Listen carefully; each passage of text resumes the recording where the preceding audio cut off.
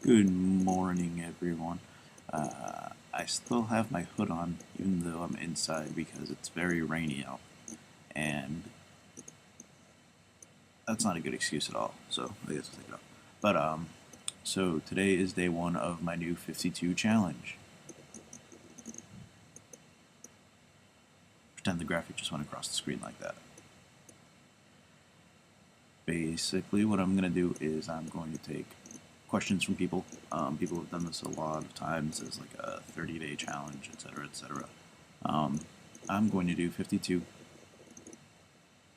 because you guys are just that special. So recently, a lot of friends and various other people have asked me questions about various aspects of nerd culture and stuff like that, because apparently I'm their go-to source for that kind of stuff.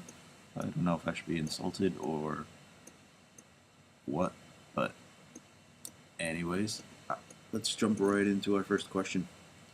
The first question that I'm going to address is one that I've been asked quite often, especially since I started my blog, which is the sportsandcomicsnerds.wordpress.com.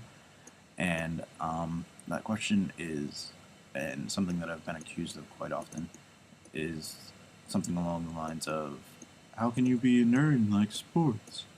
Or, do nerds like sports? Or, what do geeky, nerdy people do in their spare time? Do they read the encyclopedia, watch the History Channel? Well, I would like to, first of all, address the first half of that question by saying there are a lot, a lot, a lot of sports nerds out there. ESPN likes to make it seem uncool, like for the sabermetrics type people to talk about sports from a perspective of numbers. But you get to that level of understanding of sports by obsessing over it. And that's, I guess, where we bring in our second question of what do nerds, etc., do in their spare time? Well, like I was saying with the sports guys, you don't really get to like a level of expertise in something without obsessing over it. You don't come up with new sabermetric formulas. You don't come up with a comprehensive list of the 100 greatest boxers of all time without it being something that you spend your entire time thinking about. That's just how you become good at something. You know, there's a certain level of natural talent that comes along with a lot of things, I'm sure. But, I mean, I remember in the 2009 or 2008 edition of the greatest sports writing, there was an article about Kobe Bryant, and he was saying they were saying that when he practices, he shoots until he makes 1,000 shots. He doesn't take 1,000 shots. He shoots until he makes 1,000 shots. That takes a certain level of obsession. Yes, it's his job, but he got to that level where he's one of the best of a generation by obsessing over the game. So I guess that really, I mean, people ask me what I do in my spare time.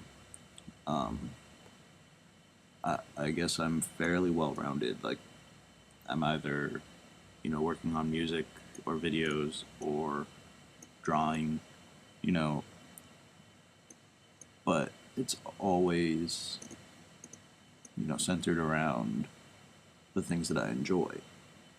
And I guess that's really, I think that's a lot of the reason why we alienate people who are nerdy or geeky. It's because we're jealous. People are jealous of the amount of time they can dedicate to that one subject, that they're that passionate about that one thing. And they found a way to make it theirs and to make it what they spend their time on, make it what they spend their life on.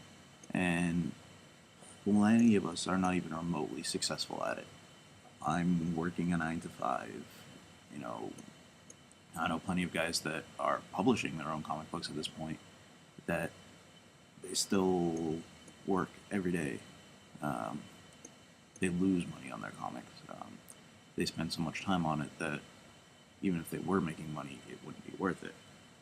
But it's that level of passion that makes it something that they want to do and something that they obsess over.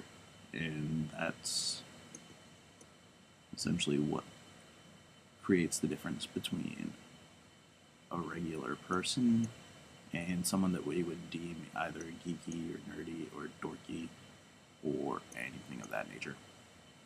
Um, I guess this was actually a pretty unentertaining first question, but I think it's a very important question to get out of the way. Um, so I guess next time we'll be probably discussing something a lot more fun. Um, so my apologies in advance if, well, not in advance because you already sat through the whole thing, but my apologies if this wasn't what you were looking for. But